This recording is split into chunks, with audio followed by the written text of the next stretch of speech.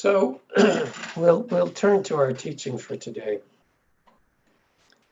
and begin with a bracha, as we always do. Baruch atah Adonai Eloheinu melech haolam asher kitshanu b'mitzvotav v'tzivanu la'asok b'divrei Torah. Praise to you, God, who provided us access to holiness by commanding us to engage and connect through the words of Torah. V'ha'arevna Adonai Eloheinu divrei Torahcha b'finu. May your words be pleasant in our mouth. That's a not an insignificant prayer if you think about it. I mean, anybody who's spent some time making their way through Torah will have some sense that not every word of Torah is pleasant. Not every word of Torah is one that we respond to spontaneously, natively, automatically, that we find to be in accord with our values or the way we think God ought to work. And when we experience those moments of surprise, of consternation, of aversion, we have a choice to make of how shall we actually But how do we actually do this? How do we hold these words of Torah to be holy if I am averse to them, if I find them painful, if they do not hold us true? And that's going to be some of what we work with this week in our Shemitah practice. And it's what I'd like to reflect on together in our texts for today. We're going to begin a little bit far afield. This is something I learned, as you'll see, initially from the anthology Yitzhak Torah. Yitzhak Avram Greenberg was involved in the Mizrahi Orthodox Zionist movement. Born in Poland, raised, studied in Poland, emigrated to Palestine, was involved in the early workings of the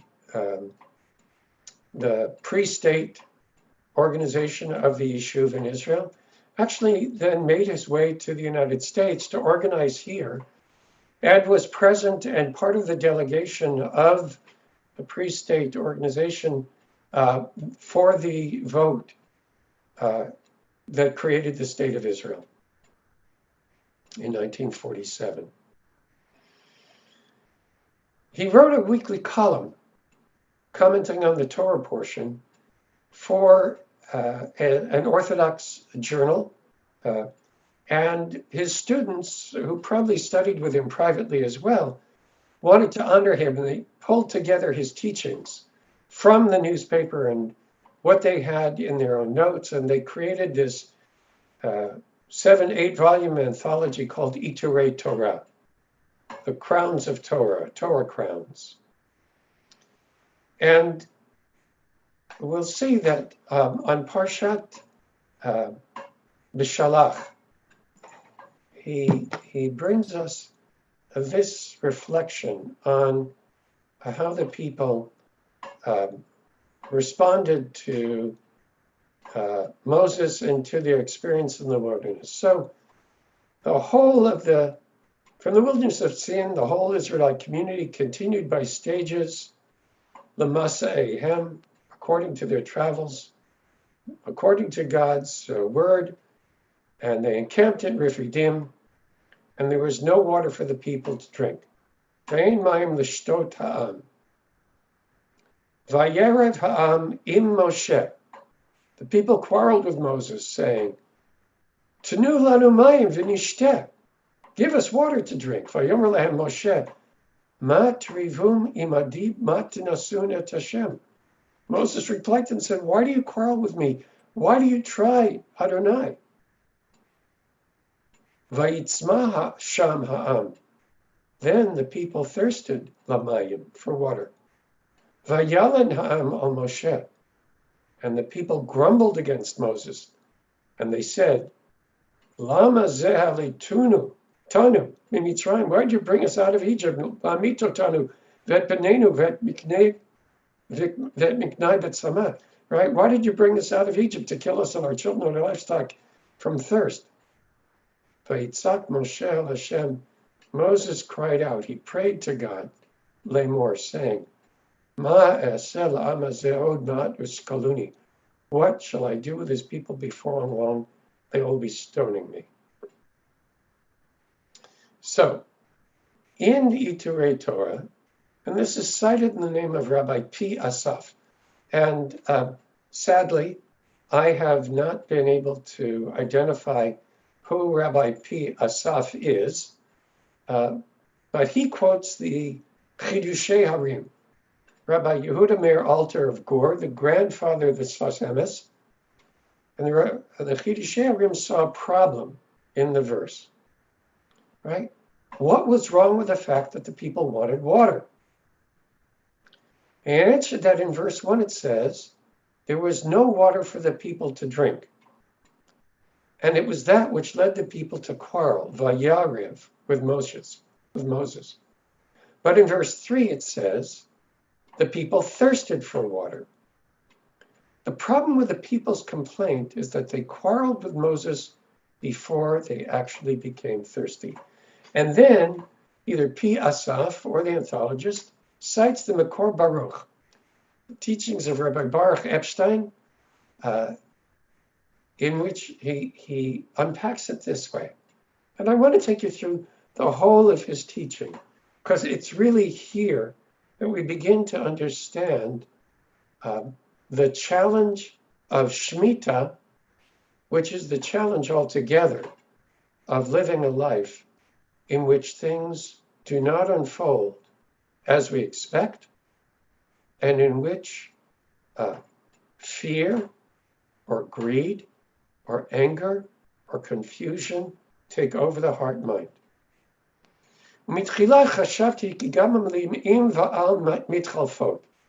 So at first I thought that the two words, im, with, and al, against, could be used interchangeably. Kafshar, lemashal, lakbil pam, riv, right? Sometimes we can use either preposition with the word riv, quarrel, it is miriva, b'shnei kshurim, right? In both connections. To say, so-and-so quarreled with someone, and so-and-so quarreled against someone. But, matzati avenli, but I found a mistake in my thinking. B'lashon Torah, from the Torah itself, in Parshat Shalach. Shabinyan echad k'tiv, in one instance we read, Vayarev ha'am im Moshe, right? The people quarreled with Moses. Pasuk haba, but in the following verse, k'tiv, Vayalan ha'am al Moshe. The people grumbled against Moshe. Umriva utluna hem mishamshot nirdafim achad. Right?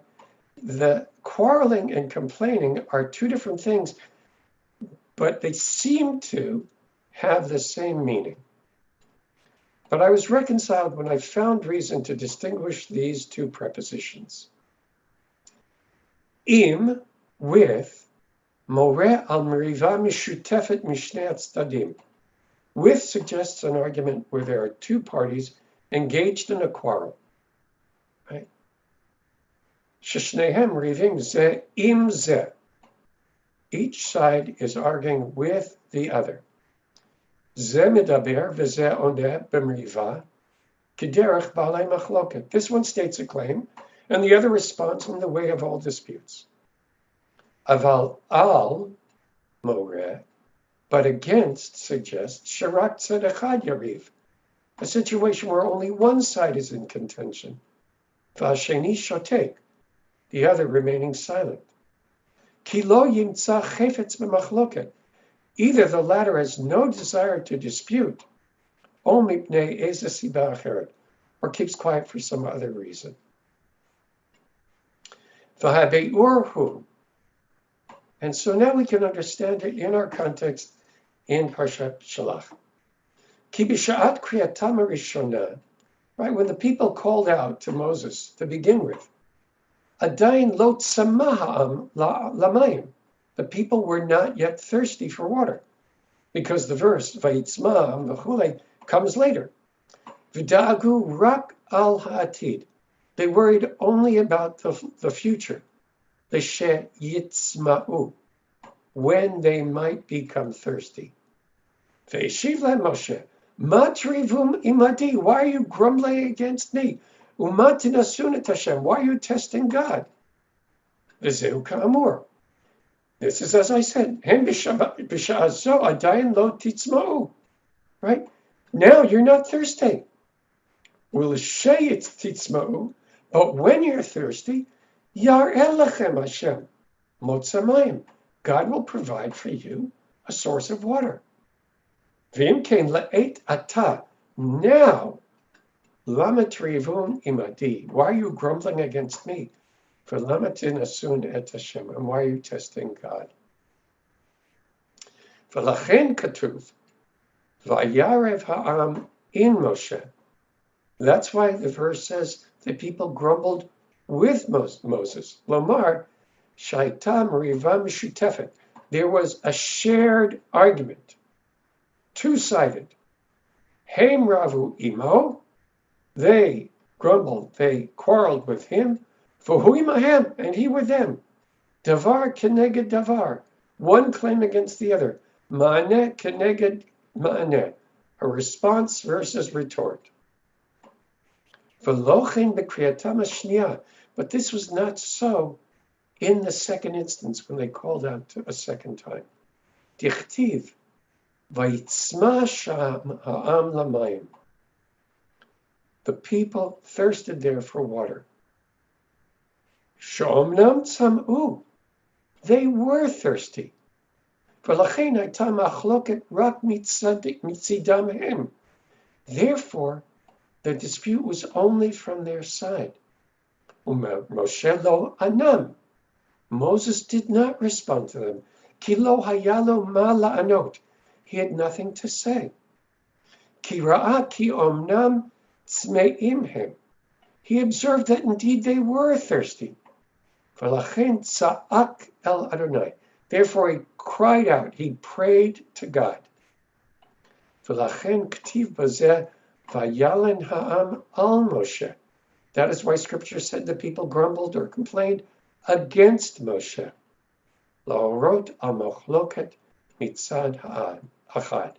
To indicate that this was only from one side. Okay, I'm going to stop here.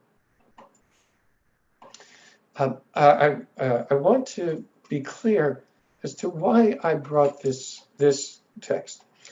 Baruch Epstein, the author of this latter piece, is really first and primarily concerned with philology, with language, with grammar, l'riv im and vayelen al, right, against and with, and the nature of machloket, of when there are two sides, each arguing with each other, there's a statement and a response and a retort and another claim, right, versus a complaint that goes in one direction and there's no response.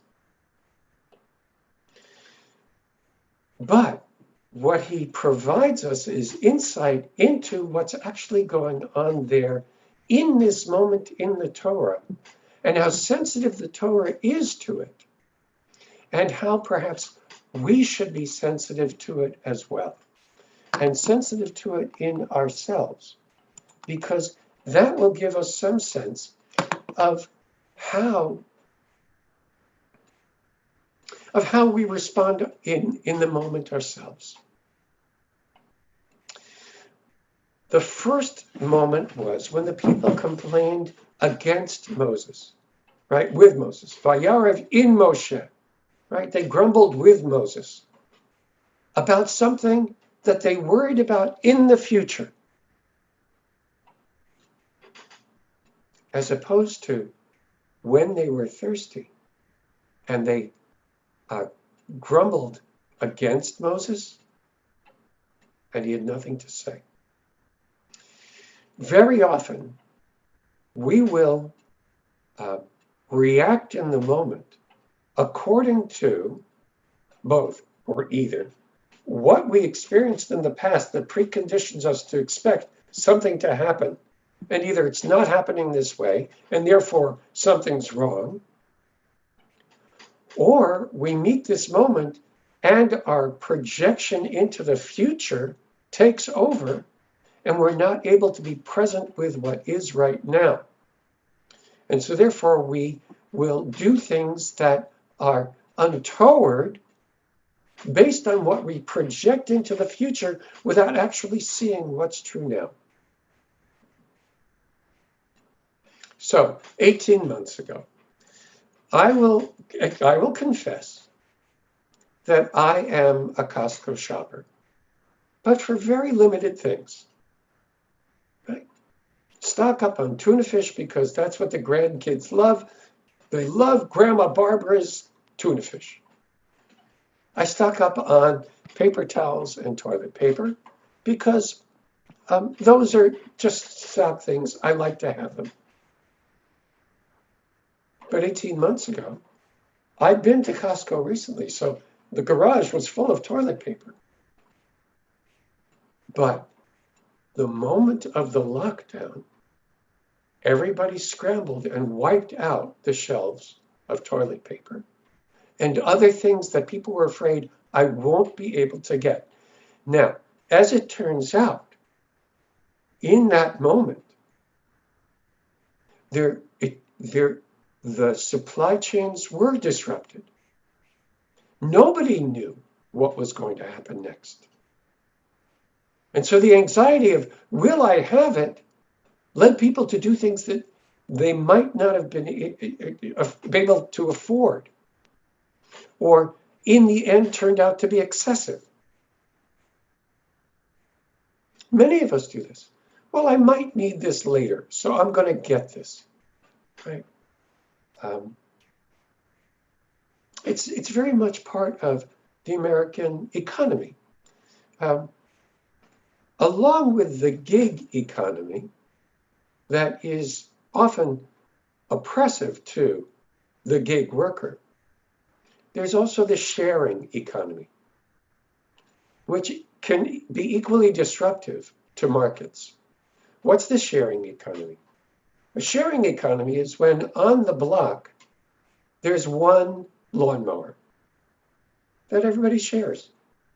Somebody mows Sunday morning, somebody mows Sunday afternoon, somebody else does it Tuesday. They share it around.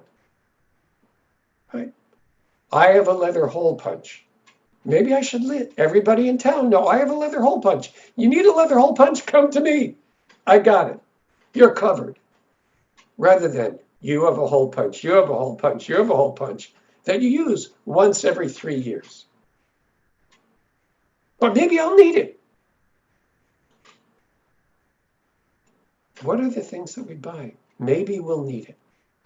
What are the things that we do? I wrote in an article once about an experience I had. I was driving back from a retreat. And I said to my companion, as we were crossing the George Washington Bridge, where you can sort of see the West Side Drive, where I was going to be driving to drop them off. Right?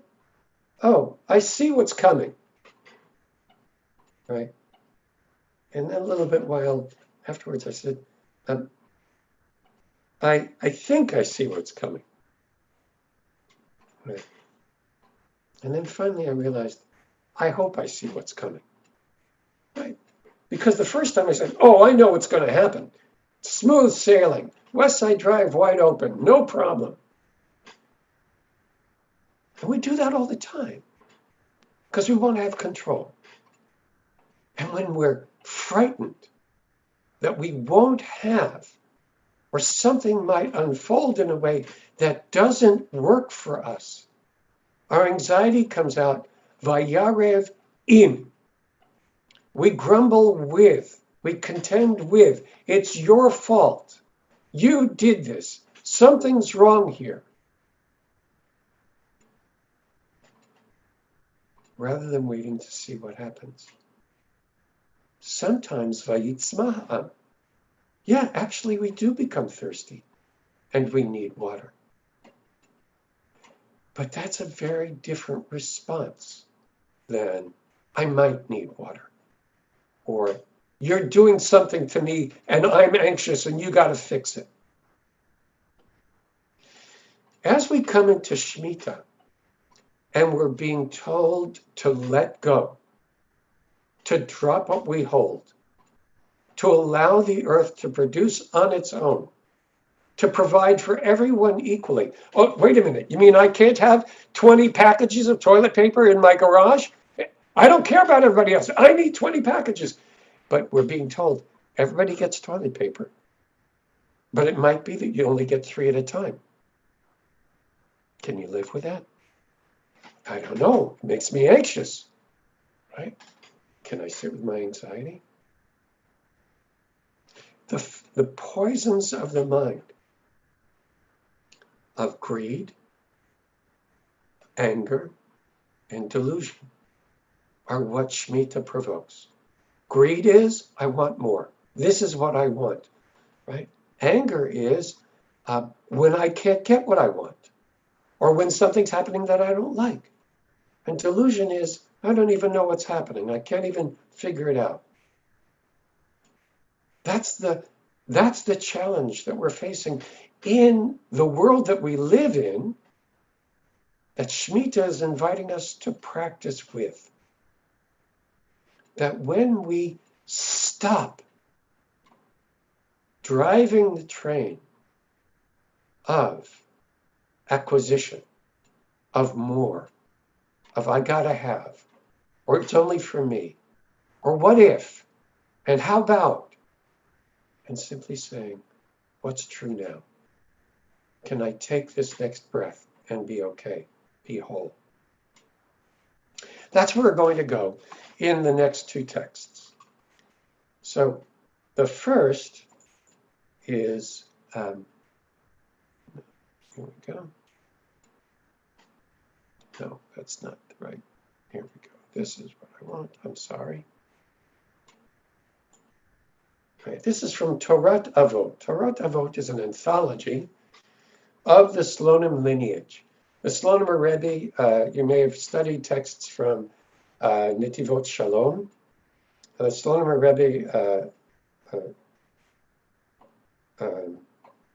Shalom Noach Berzovsky, died in the year 2000 in Jerusalem. The lineage goes back to an area close to Lithuania and has its roots in the Karliner lineage, but also that then a descendant from that is Lekovich and Moshe of Koprin that ultimately comes to Slonam. And here we have one of the significant verses in the instructions having to do with Shemitah. And should you ask, what are we to eat in the 7th year if we may neither sow nor gather in our crops, right? If we can't control the production of what our land produces, what shall we eat? If I can't guarantee that I have what I want, right? God says, Vitziviti et birchati, I will ordain my blessing for you in the 6th year, so that it will yield a crop sufficient for 3 years. The Saba of Lekovich, the elder of Lekovich, reported in the name of Reb Sholem Zusha of Hanipol. You know Reb Zusha of the 2 pockets, right? I'm but dust and ashes, and for me the world was created. That same Zusha, who said that he heard this from Elijah the prophet. Regarding why did the Torah include the question And should you ask, what are we to eat? Right? Why did it say v'chitomru manochal? Right? God simply could have said, don't worry. I will instruct the earth to produce for 3 years. Right? I'll ordain my blessing. V'tziviti et berchati. Reb Zusha, quoting Elijah, said, his explanation is this: faith and trust, emunah uvitachon, are the conduits for the effulgence by which the Blessed Holy One pours out blessing for people, right? Emunah uvitachon hu tzinor la'shefa she'HaKadosh Baruch Hu mashpia darko la'adam, right? So the root of divinity, the deepest recesses of divinity, is ratzon, which is love and desire. A desire to provide for us with goodness, and a desire for us to know God and know God's blessing. What makes that flow of blessing arrive in the world in the most blessed way is when we have emunah v'tachon, faith and trust, as conduits by which that shefa, that flow, can come to us. If we fall from our spiritual stature and have no trust in God, then the flow is interrupted. Then the Blessed Holy One must instruct anew that the flow should pour out once again as before. And this is the sense. And should you ask, what are we to eat? The chitomar, ma nochal. If you ask, what are we to eat? Which is a flaw in our faith, right?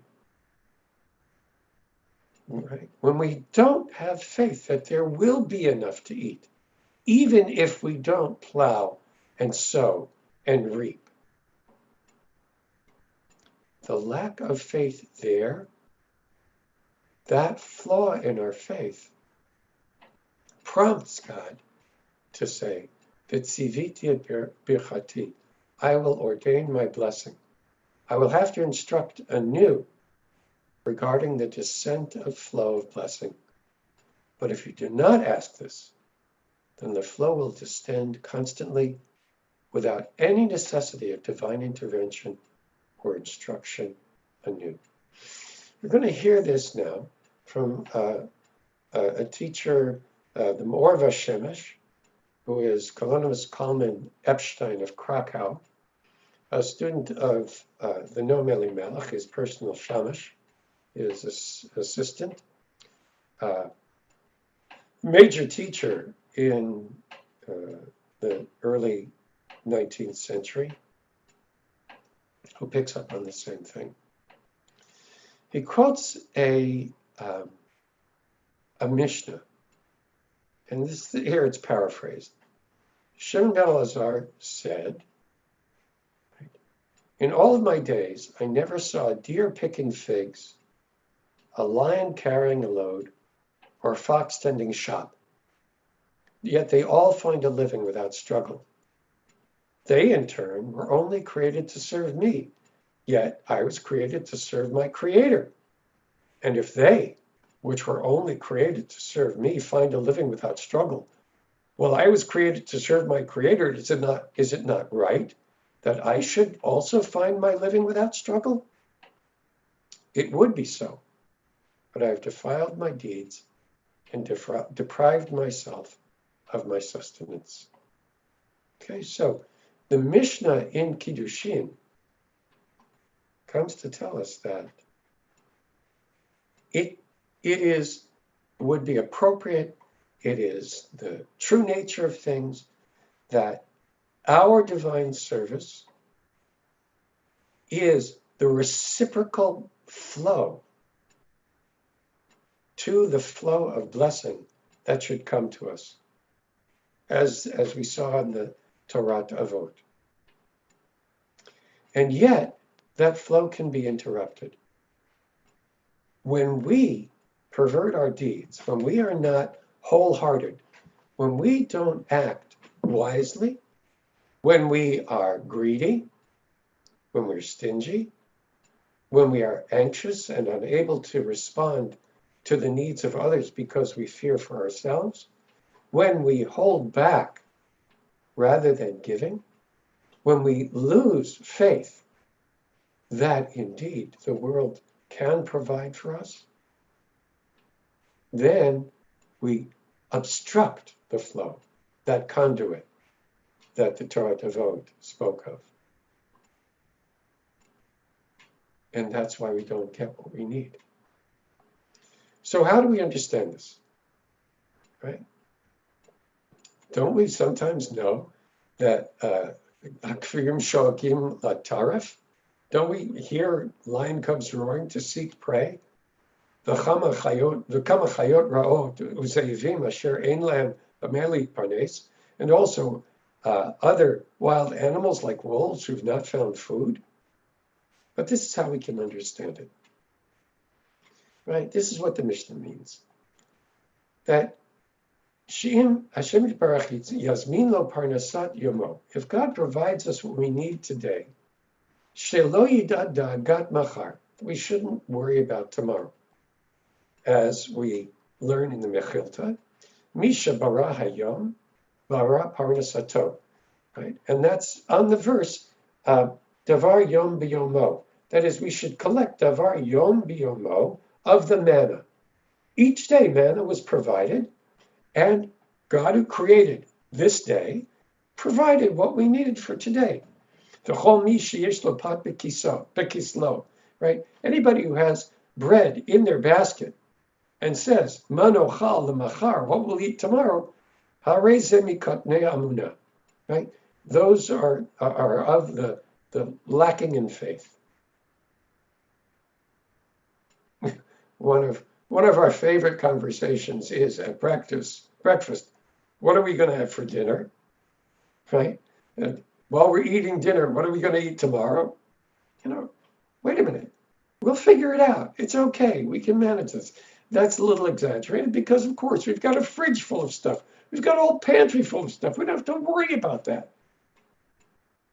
But right now, we can ask ourselves, why am I anxious? Why am I asking the question, what's going to happen next? Now, truly, in fact, animals are like this, because they really don't have intellect. They don't have understanding the way to. And if in this moment they've got food, they don't worry about tomorrow. This should be true for us. Right? Dea. Because God graced us with understanding, skill. Right? We have capacity to understand and perceive what's going on. We should definitely then have trust in God. They will have what we need tomorrow. But if we begin to make calculations, how will we get it? And what will it be? But instead, right? We shouldn't be worried about what's going to happen and how should we get it? What are we going to do? But rather, be grateful for what we have right now. This is what the Mishnah means. Parnassim shelo b'tzar. The animals find a living without struggle. If they have what they need to sustain themselves in this moment, they don't worry about tomorrow. But I was created to serve my Creator.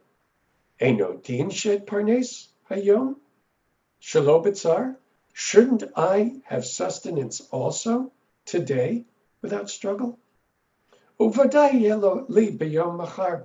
therefore I will surely have something tomorrow.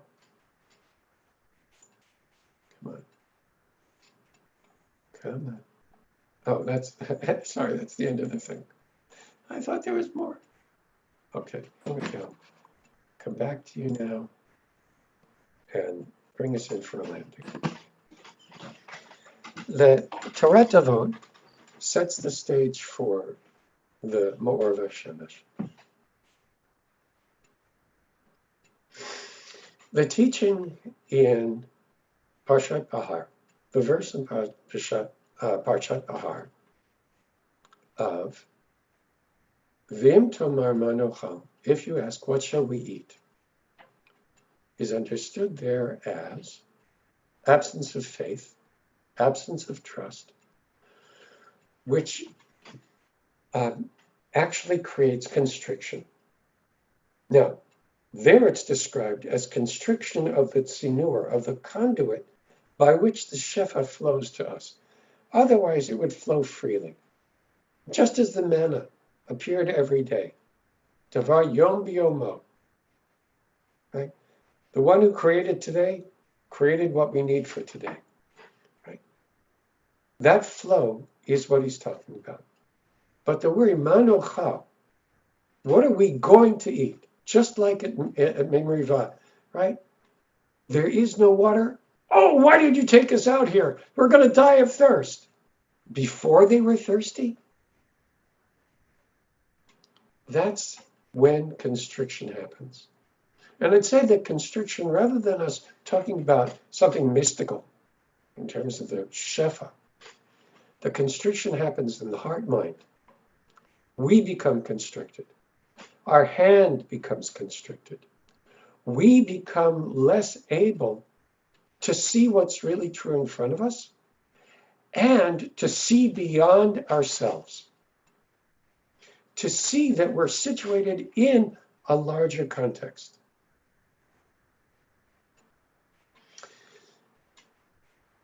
I gave a sermon very early on in my tenure in Santa Rosa. At that time, I was driving a little Honda wagon that probably was, 4 years old, 5 years old. And once I got to Santa Rosa and we needed two cars suddenly, I bought an ancient Datsun B210, right? Some of you know what a Datsun is, right? And some may even know what a B210 was. But, it was ugly, it was whatever.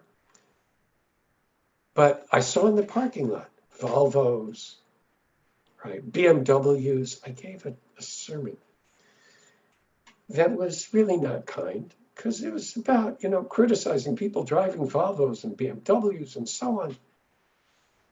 But it was because I had some sense of, oh, this is what I need.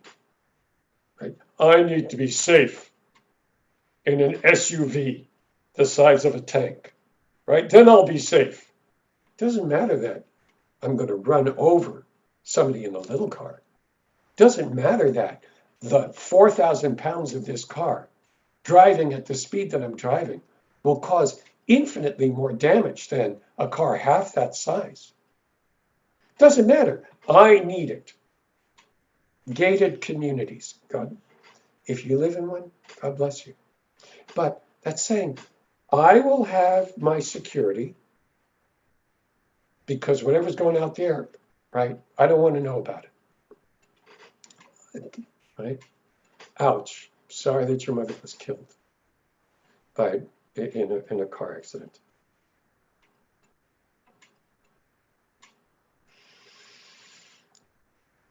When we ask, Manochal, when our experience of the world is, maybe I won't have, or this is what I need.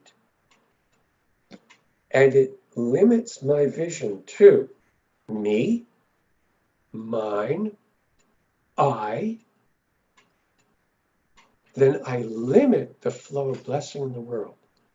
Because, right, what was that stupid cat meme? Early on in the day of memes, like, must has all cheese, right? I have to have it all. The one who dies with the most toys wins, right? That's the constricted mentality. V'tziviti et birchati. Then God has to instruct blessing. Then there has to be extra effort. on the rest of the whole of the world. Thank you, Karen. I can't have cheeseburger. Thank you. Right? Right? Then I have to have mine, and it restricts and limits the world. And then there has to be extra effort. Yes, even in our tradition, we care for our family. We care for our community. We care for our city. We care for our locality. We care for our country. We care for the world. That is part of the rabbinic tradition. So you could say, okay, we have to have all of the vaccine that we need in order to inoculate everybody in the United States. As if that will make us safe. Unless we restrict all travel out and all travel in, which will then be vitziviti birchati, then God really will have to instruct us. New blessing. We will not be safe. But out of that sense of constriction, of I need, it's got to be for me. I'm the one, which is the anxiety of Shemitah. The anxiety of I won't have enough. I need this to come to me. Vitziviti birchati. So, through this year of, what about Joseph storing grain in anticipation of 7 years of famine? Of course. Now, was that, or how was that at the expense of others? In fact, what Joseph did was then abusive of the people of Egypt during the 7 years of famine, where they all became indentured to Pharaoh and the priesthood. That's a negative example. Yes, he prepared, which should have been to then throw open the storehouses. And I encourage you to, I'm not going to find the verse, right? If you bring me the maaser, the prophet, I think, Micah or Hosea says, if you bring the maaser to my house, God says, then I will throw open the doors of the storehouses of heaven. That's the sense of cycle, of interconnection. And the whole of our practice of Shemitah during this month, but during the year, is to practice with the question of greed, anger, delusion, which poison the heart mind, our own sense of sufficiency, our own sense of need, our own sense of what is generous. Oh, I have, therefore I can give to you, versus this is what flows through me. I am a conduit of God's blessing. How shall we live this year, Shemitah?